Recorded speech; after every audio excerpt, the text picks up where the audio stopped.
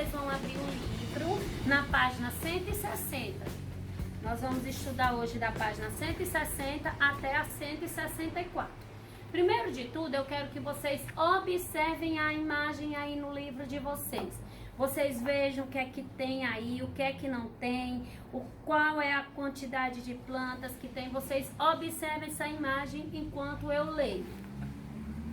Plantas no alto de prédios e em paredes? Sim, isso é possível.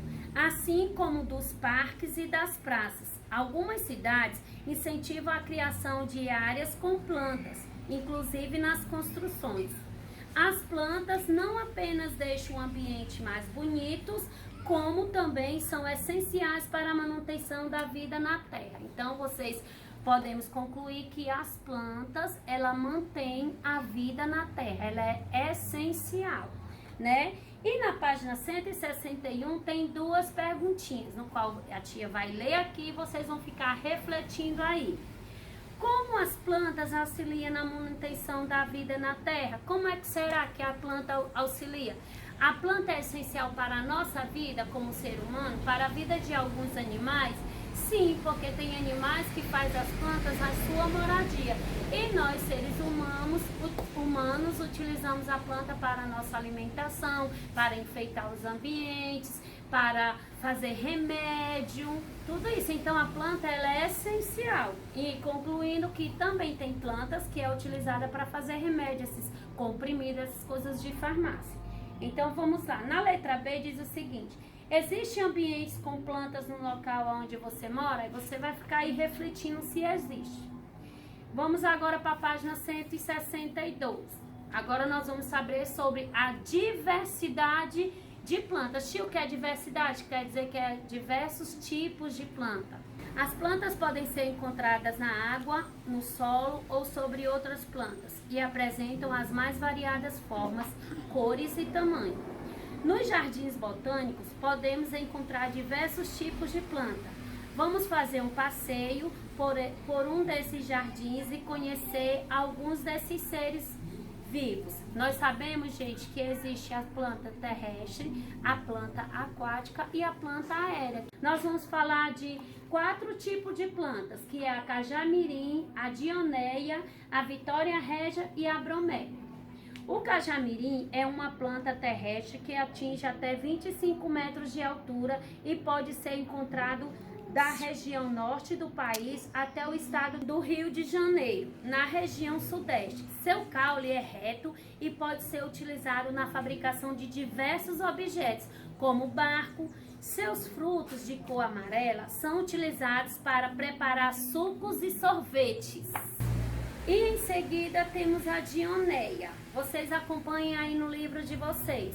A dioneia é uma planta carnívora que pode atingir até 15 centímetros de altura.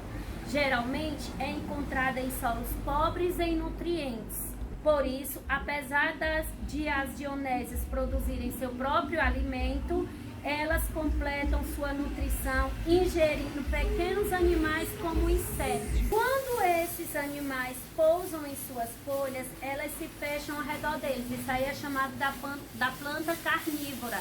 Então, quando o animal pousa nela, ela se fecha. Agora vamos para a página 163. Vitória régia. A vitória régia é uma planta aquática com folhas circulares que podem atingir até 2 metros de diâmetro. Suas raízes se fixam no fundo dos rios, os caules ficam cobertos pela água e as flores flutuam nela. Alguns indígenas extraem do líquido de cor preta da raiz desta planta, utilizando como tinta para pintar o cabelo. E por último nós temos a bromélia. Algumas espécies de bromélia se fixam no caule de outras plantas. As bromélias podem atingir até 1,5 metros de diâmetro quando adultas. Elas apresentam caule reduzido e suas folhas geralmente são estreitas e longas, com coloração verde, vermelhada ou roxa. No centro da bromélia podem ocorrer o acúmulo de água. Por causa de sua beleza, muitas vezes são utilizados para decorar os ambientes, sendo cultivados em vasos ou fixados a outras plantas. E aqui, embora as plantas sejam diferentes umas das outras, elas apresentam algumas semelhanças. Você vai olhar para essas plantas que eu acabei de ler e você vai citar aí quais são as semelhanças que existem entre elas. Tio, o que é semelhança? É alguma coisa que seja parecido, ok? E para encerrar, nós vamos para a página 164. Jardim Botânico do Rio de Janeiro.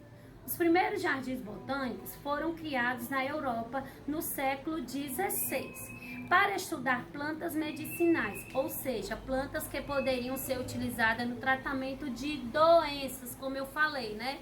No Brasil existem diversos jardins botânicos, entre eles o do Rio de Janeiro é um dos mais que se destacam. O Jardim Botânico do Rio de Janeiro foi criado em 1808.